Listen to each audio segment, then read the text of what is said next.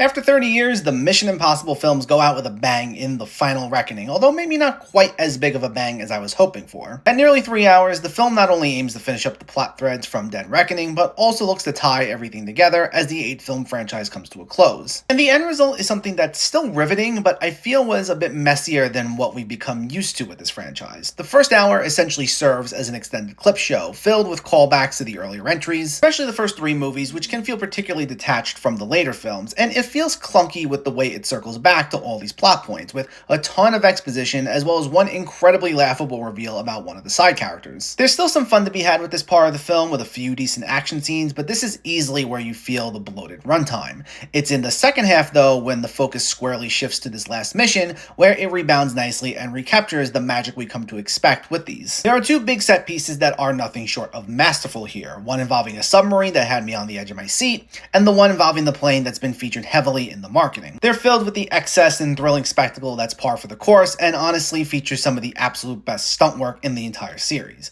Beyond that, while some of its narrative beats still felt a bit clunky, including shoehorning a number of new characters for small but integral roles, it was still fun getting to see the ensemble cast at play. Cruise is always solid as Ethan, with Simon Pegg also always being a blast as Benji, but of the supporting players, I thought the big standout was Palm Clementif, who becomes a member of Hunt's team, and while all of her finer moments are in the midst of these group-heavy sequences and her lines can be minimal, she does provide some of the few bits of comedic relief as she plays off Peg in particular with the few times she does talk. And Esai Morales, who sometimes disappears for stretches at a time, also brings a lot of scene-chewing energy as the villain, leaving a better impression than he left in Dead Reckoning, and all these elements led to this ending on a stronger note than it began, and even if it wasn't exactly the best film to go out on, it serves as a nice final entry in this iconic franchise.